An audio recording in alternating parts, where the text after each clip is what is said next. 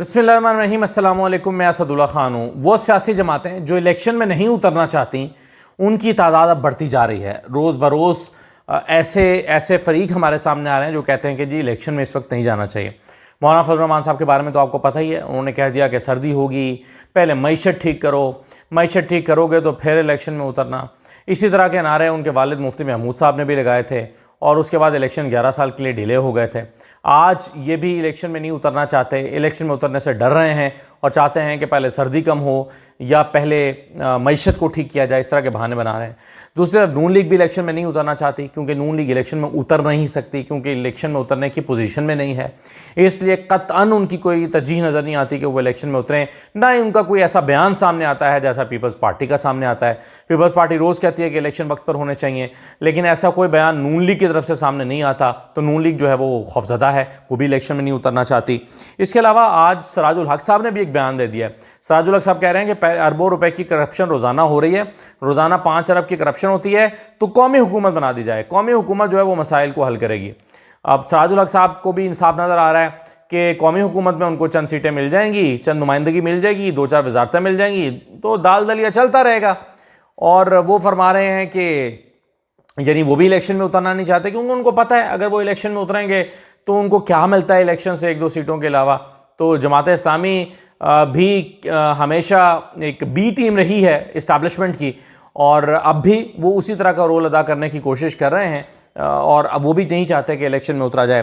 اس کے علاوہ M Q M جو ہے وہ بھی آپ جانتے ہیں کہ چونکہ الیکشن میں اترنے کی پوزیشن میں نہیں ہے، اس لیے ان کو کوئی جلدی دکھائی نہیں دیتی، اور انہوں نے کوئی ایسی سٹیٹمنٹ نہیں دی کہ فوراً الیکشن ہو، 90 دن میں الیکشن کرائے جائیں، الیکشن میں اترا جائے، کیونکہ ان کو بھی پتہ ہے کہ الیکشن میں نہیں اترا جا سکتا۔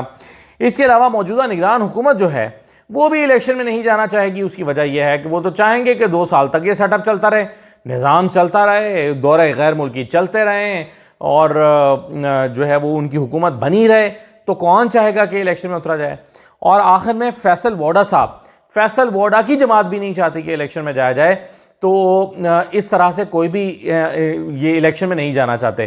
فیصل ووڈا صاحب نے آج بڑی امپورٹنٹ بات کی ہے۔ فیصل ووڈا صاحب نے کہا ہے، میں آپ سے کہتا ہوں فیصل ووڈا کو امپورٹنس دیا کریں، فیصل ووڈا کو سنجیدہ لیا کریں، یعنی ان کی بات کو ہوا میں مت اڑایا کریں۔ فیصل ووڈا صاحب 2 باتیں جو کر رہے ہیں وہ سگنیفیکنٹ ہیں۔ ایک، وہ مسلسل نون لیگ کی جو ہے وہ کلاس لے رہے ہیں، مسلسل ان کی مخالفت کر رہے ہیں، یہ سگنیفیکنٹ ہے۔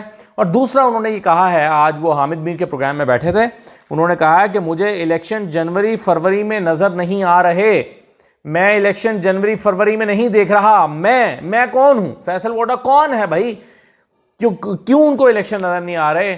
تو جب وہ اتنے اعتماد سے کہہ رہے ہیں کہ مجھے الیکشن نہیں آ رہے، تو آپ کو سمجھنا چاہیے کہ کسے الیکشن نظر نہیں آ رہے۔ تو اسی لیے میں نے کہا کہ فیصل ووڈا کی جماعت بھی اس وقت شاید الیکشن میں جانا نہیں چاہتی۔ اچھا، اب آپ دیکھیے کہ الیکشن میں نہیں جانا، تو اس کا ماحول جو ہے وہ چند دن میں مزید ہمارے سامنے آنا شروع ہو جائے گا، نظر آنا شروع ہو جائے گا کہ اگر الیکشن میں نہیں جایا جا رہا۔ لیکن الیکشن میں نہ جانا کیا مسئلے کا حل ہے، اس کو میں ذرا ایک اور میرا جو موضوع ہے اس کے ساتھ ملا کے آگے جا کے دیکھتا ہوں۔ لیکن پہلے میں آپ کو ذرا لندن سے خبر دے دوں۔ نواز شریف صاحب بڑا ناراض ہیں، شاہدرہ جلسے کے بعد بڑا غصے میں ہیں، اور انہوں نے کہا ہے کہ نالائکو، اس طرح میرا استقبال کرو گے؟ یہ کیا تم نے کیا ہے؟ الٹا یہ تو اس سے تو ہزیمت کا سامنا کرنا پڑ رہا ہے، الٹا شرمندگی کا سامنا کرنا پڑ رہا ہے۔ کوئی کہہ رہا ہے تنگ گلی میں جلسہ ہو گیا، کوئی کہہ رہا ہے کہ یہ تو جلسہ نہیں تھا، یہ تو کارنر میٹنگ تھی، کوئی کہہ رہا ہے کہ نہیں، اس سے چھوٹی کارنر میٹنگز تو ہم پہلے بھی کر چکے ہیں، تو اس کو جلسہ نہ کہا جائے۔ اس طرح کی باتیں کر کے اپنی خفت مٹانے کی کوشش کر رہے ہیں۔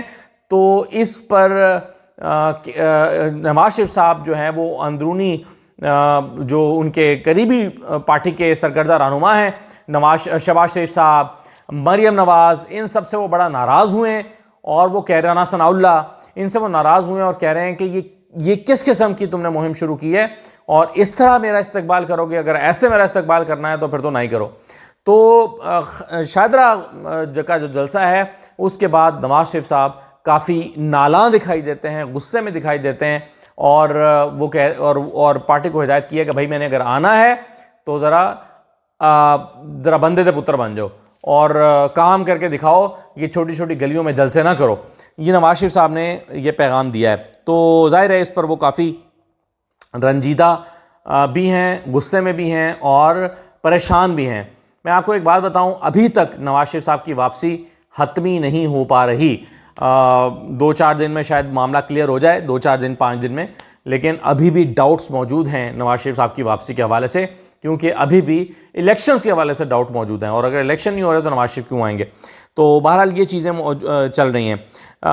ایک سیاسی جماعت کا شوشہ چھوڑا جا رہا ہے, ایک نئی سیاسی جماعت, اور وہ سیاسی جماعت مصطفیٰ نواز کھوکھر صاحب جو ہے اس کا اندیا دے رہے ہیں.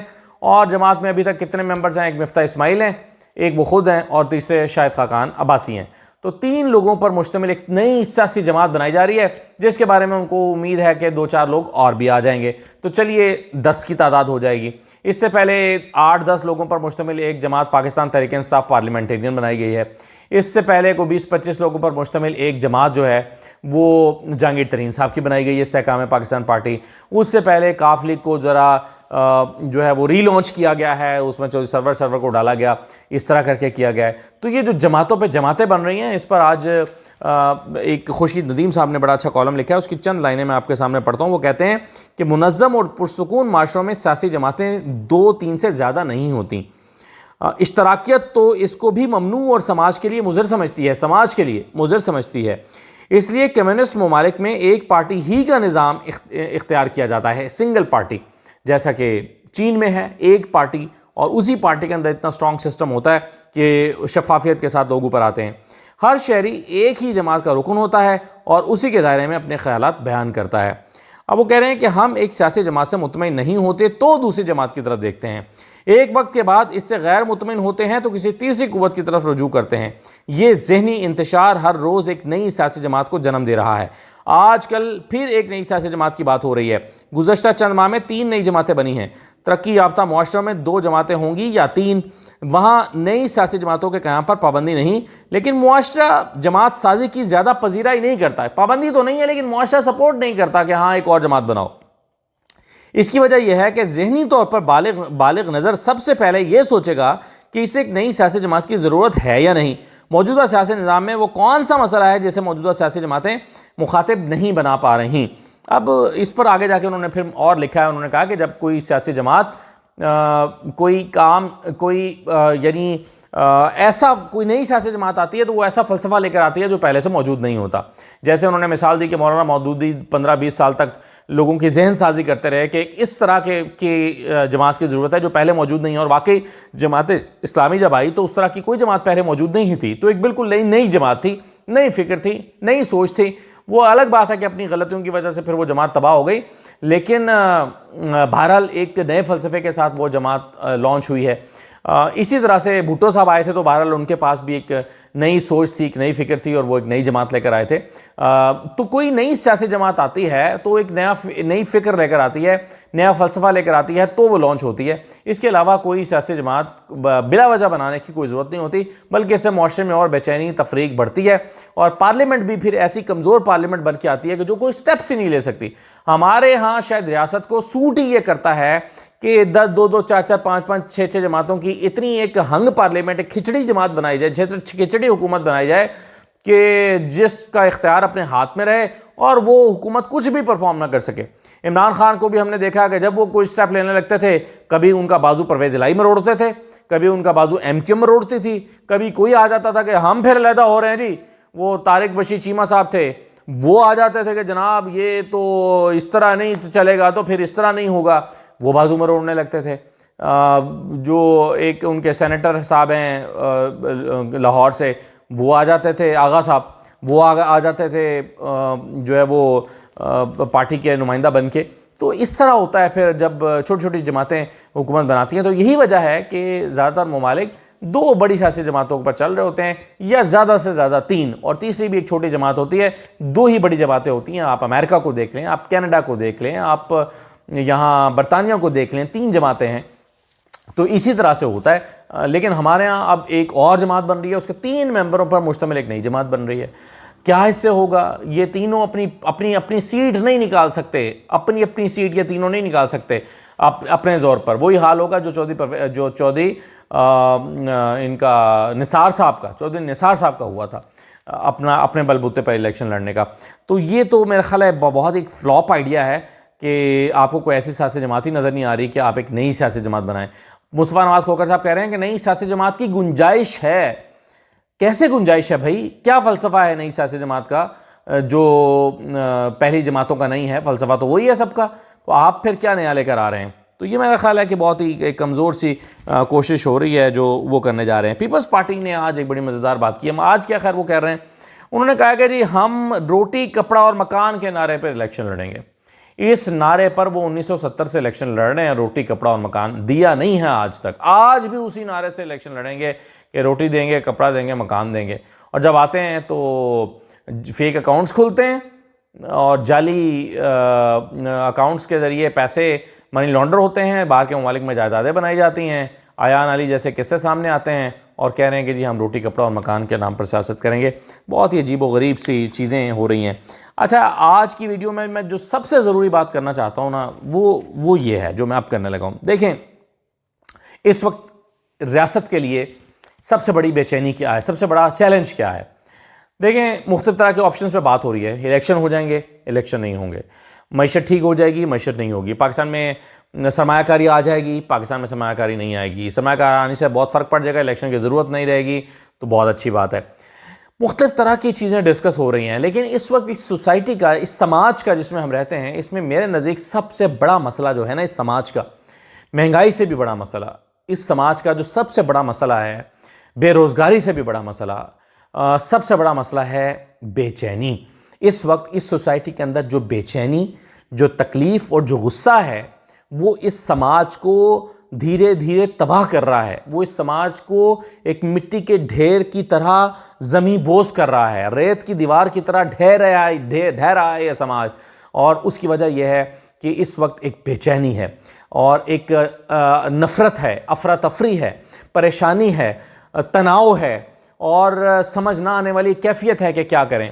میرے خیال میں اس کا ظاہر ہے یہ راتوں رات نہیں ہوا, اس کی بنیادیں پہلے سے رکھی جا چکی تھی. اور پچھلے 16 مہینے میں جو کچھ ہوا ہے, میں ایک زمانے سے کہتا آ رہا ہوں, پچھلے 16 مہینے سے مسلسل کہتا آ رہا ہوں کہ جو پالیسیز اس وقت رانا ثناء اللہ اور مریم نواز نے اختیار کی ہوئی ہیں, یہ پالیسیز لوگوں کے اندر ان کی اپنی مقبولیت کا خاتمہ کر دیں گی.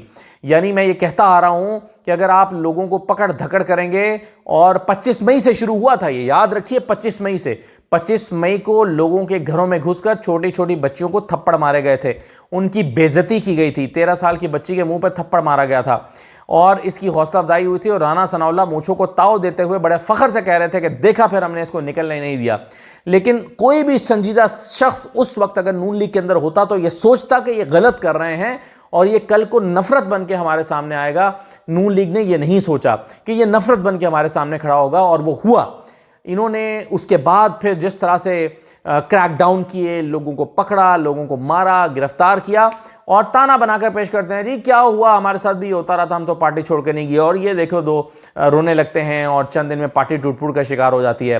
مسئلہ یہ ہے کہ جس نے آج تک سماج کے بکھرنے اور سماج کے بننے کے حوالے سے نہ کوئی کتاب پڑھی ہو, نہ کوئی مضمون پڑھا ہو, نہ سوچا ہو, اس کے ہاتھ میں جب آپ فیصلے کی قوت دے دیں, مریم نواز جیسے خواتین کے ہاتھ میں آپ اختیار دے دیں جس نے آج تک ٹیلی فون ڈائریکٹری کے علاوہ کوئی کتاب نہ پڑھی ہو, ویسے تو خیر ٹیلی فون ڈائریکٹری بھی انہوں نے نہیں پڑھی ہوگی, لیکن آج تک انہوں نے زندگی میں کوئی کتاب نہ پڑھی ہو, یہ قوموں کے عروج و زوال کی داستانیں نہ پڑھی ہوں, یہ پڑھی ہیں میرے پاس, میں بھجوا دیتا ہوں آپ کو, قوموں کے عروج و زوال کی داستانیں نہ پڑھی ہوں, ان کے ہاتھ میں جب آپ دے دیں تو وہ ایسے ہی اپنی جماعتوں کو خود تباہ کرتے ہیں کہ انہیں پتہ نہیں ہوتا کہ وہ کیا کر رہے ہیں. رفتہ رفتہ ایسی پالیسیز لے کر آئے ہیں کہ آج لوگوں کا سامنا کرنے سے ڈرتے ہیں. تو دیکھیے حل موجود ہے. لوگوں کے اندر جو بے چینی کا خاتمہ یہ بڑا ضروری ہے.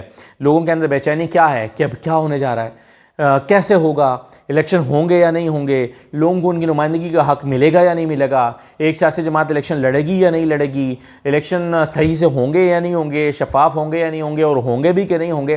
یہ بے چینی ہے لوگوں کے اندر, یہ سوال بن کے کھڑے ہوئے ہیں, اور چونکہ ان سوالوں کا جواب لوگوں کے پاس نہیں ہے, یا تو کہہ دیجئے, اناؤنس کر دیں کہ بھائی اگلے 4 سال تک الیکشن نہیں ہوں گے, لوگ اپنا پلان تو کر سکیں, اپنی حکمت عملی تو بنا سکیں, اپنا کاروبار کیسے چلانا ہے, آگے کیسے انتظامات کو لے کر چلنا ہے, لوگوں کو پتہ تو ہو.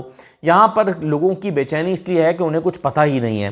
اس کے علاوہ جو حل ہے وہ یہ ہے کہ اس وقت دیکھیے ریاست جو ہے اس نے لوگوں کے اندر اپنے لیے تناؤ پیدا کر دیا ہے. بہت سارے لوگ ملک چھوڑ کے جا رہے ہیں. بہت سارے لوگ جو ہیں وہ اداروں کے حوالے سے بڑا سخت قسم کے تاثرات رکھنے لگے ہیں. اس کا حل ہے. اس مسئلے کو حل کیا جا سکتا ہے. سیاسی قیدی جو اس وقت موجود ہیں ان کو فوری طور پر اگر رہا کر دیا جائے. ملک بھر میں جو سیاسی قیدی ہیں جنہوں نے کوئی جرم نہیں کیا ہوا، محض سیاسی ہیں، ان کو اگر آپ رہا کر دیں. وہ لاہور میں کئی خواتین قید ہیں جن کے اوپر جو ہے وہ اگر انہوں نے کوئی جرم نہیں کیا ہوا، وہ جلاؤ گھراؤ میں ملوث نہیں ہیں، اگر وہ مجرم نہیں ہیں تو ان کو رہا کر دیا جائے. ریاست اپنی طرف عوام کا جو ایک تناؤ یا نفرت ہے اس کو کم کر سکتی ہے اس طرح کے جیسے دے کر. پھر وہ پاکستان بھر میں جو لوگ اس وقت گمشدہ ہیں، لاپتہ ہیں، ان لاپتہ اور گمشدہ لوگوں کے حوالے سے جو ہے وہ ان کو سامنے لا کر ان کے حوالے سے ایک اچھا تاثر دے سکتی ہے. ماحول چند دن کے اندر بدل سکتا ہے. یہ جو پکڑ دھکڑ ہو رہی ہے، یہ جو لوگوں کو ڈھونڈ کے نکال کے لاپتہ کیا جا رہا ہے، یہ سب اگر روک دیا جائے تو میرا خیال ہے چند دن کے اندر ملک کا ماحول بدل سکتا ہے. بے چینی کا خاتمہ ہو سکتا ہے اور وہ لوگوں کی جو نفرت یا کھچاؤ یا تناؤ ہے وہ لوگوں کو یہ سوچنے پر مجبور کرے گا کہ چلیے اس وقت ہو سکتا ہے حالات کی مجبوری ہو، لیکن ریاست ماں بن کے سامنے آ گئی ہے. تو یہ اگر قدم اٹھایا جائے تو میرا خیال بہت بہتر ہوگا. اور لوگوں کو جو ہے نا وہ پہلے تو اس بات کا تعین کرنا ضروری ہے کہ لوگوں کے دلوں میں اپنا رعب اور دبدبہ پیدا کرنا ہے یا محبت پیدا کرنی ہے. محبت کے ساتھ ڈیل کرنا ہے یا رعب اور دبدبے کے ساتھ ڈیل کرنا ہے. تو میرا خیال ہے کہ یہ چند بنیادی سوالات ہیں اور یہ چند بنیادی سوالات کا جواب دیے بغیر آگے نہیں بڑھا جا سکتا. لوگوں کے دلوں سے میں نے جیسے کہا نا کہ اس وقت سماج بکھر رہا ہے ہمارا، اس سماج کو بکھرنے سے روکنے کے لیے کچھ بنیادی قدم اٹھانے ہوں گے اور بہت سنجیدگی کے ساتھ بیٹھ کر اس کا جو ہے وہ ادراک کرنا ہوگا اور فیصلہ ساز قوتوں کو آگے آنا ہوگا. یہ مریم نواز اور رانا ثناء اللہ نے پچھلے 16 مہینے میں جو اس ملک کو تباہ کیا، اپنی پارٹی کو بھی تباہ کیا. اگر وہ یہ سب نہ کرتے، 25 مئی کے دن اس طرح سے اگر آپ نے ظلم و ستم نہ کیا ہوتا تو لوگوں کی نفرت جو ہے وہ آپ کے لیے اتنی پروان نہ چڑھتی کہ آج آپ کے لیے الیکشن میں حصہ لینا مشکل ہو گیا ہے. تو میرا خیال ہے اس کو سنجیدگی سے سوچنے اور دیکھنے کی ضرورت ہے اور اس کے بغیر آگے نہیں بڑھا جا سکتا. ایک دو چیزیں میں نے آپ سے اور بھی ڈسکس کرنی تھی لیکن وہ اب وقت کی کمی ہے، میں نہیں کر سکا. لیکن چلیے صبح اس کو میں کوشش کروں گا کہ اپنا موضوع بناؤں. لیکن جو آخری حصہ ہے میری ویڈیو کا اس پر ضرور غور و خوض کیجیے گا. اجازت دیجیے. اللہ حافظ.